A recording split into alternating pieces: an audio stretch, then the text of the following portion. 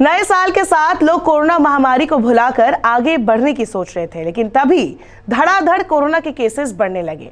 9 जनवरी के आंकड़ों की माने तो देश में कुल 1,59,632 नए केसेस सामने आए हैं।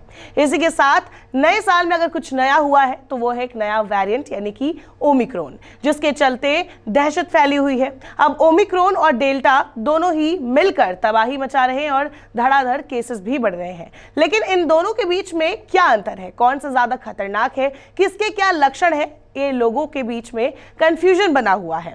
तो चलिए आज के इस रिपोर्ट में जानते हैं वो 5 लक्षण जिसके चलते आपको पता चलेगा कि इन दोनों वेरिएंट में क्या है अंतर। ओमिक्रॉन वेरिएंट के देश में करीब 3,000 से ज्यादा केस हो गए हैं। इस वेरिएंट की शुरुआत साउथ अफ्रीका से हुई थी और इसके बाद पूरी दुनिया में पैर पसार चुका है। अभी तक मिले डेटा के मुताबिक कई एक्सपर्ट का कहना है कि ओमिक्रॉन वेरिएंट में हॉस्पिटलाइजेशन का जोखिम काफी कम है। वहीं कुछ एक्सपर्ट ये भी कह रहे हैं कि ये तीसरी लहर का कारण बन सकता है। कुछ एक्सपर्ट इसे डेल्टा वेरिएंट से घातक मान रहे हैं, तो कुछ का कहना है कि इसके लक्षण डेल्टा वेरिएंट से काफी हल्के हैं। इसी दुविधा को देखते हुए WHO ने इसे वेरिएंट ऑफ कंसर्न घोषित किया है। इससे पहले भारत में दूसरी लहर के जिम्मेदार डेल्टा वेरिएंट को भी वेरिएंट ऑफ कंसर्न घोषित किया गया था।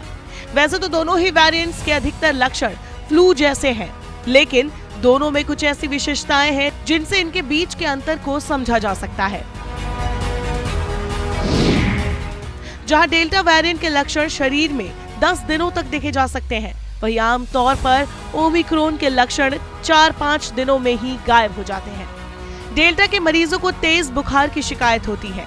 ओमिक्रॉन के लक्षण माइल्ड होने के कारण मरीजों में ये बुखार हल्का होता है। डेल्टा वेरिएंट हमारे फेफड़ों को बहुत ज्यादा नुकसान पहुंचाता है। इससे पूरे सांस तंत्र पर नकारात्मक असर पड़ता है।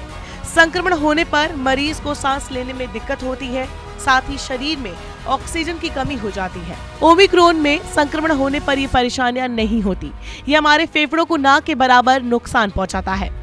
डेल्टा की वजह से आई दूसरी लहर के दौरान दुनिया भर में वैक्सीनेशन की शुरुआत हुई थी। ज्यादातर लोगों को वैक्सीन नहीं लगी थी, जिसके कारण वे डेल्टा की चपेट में आकर गंभीर रूप से बीमार हुए थे। फिलहाल स्थिति कुछ और है। आबादी का एक बड़ा हिस्सा वैक्सीनेटेड है और उनकी इम्यूनिटी मजबूत है, फिर भी वे ओमिक्रॉन से संक्रमित हो रहे हैं। डेल्टा वेरिएंट के प्रमुख लक्षणों में सूखी खांसी, तेज बुखार, सांस लेने में परेशानी, स्वाद और गंध न आना शामिल है। अब तक मिले डेटा के मुताबिक ओमिक्रॉन के शुरुआती लक्षणों में गले में खराश और खुजली, सिर दर्द, सर्दी, खांसी, स्किन रैश, मांसपेशियों में दर्द और हरारत शामिल है।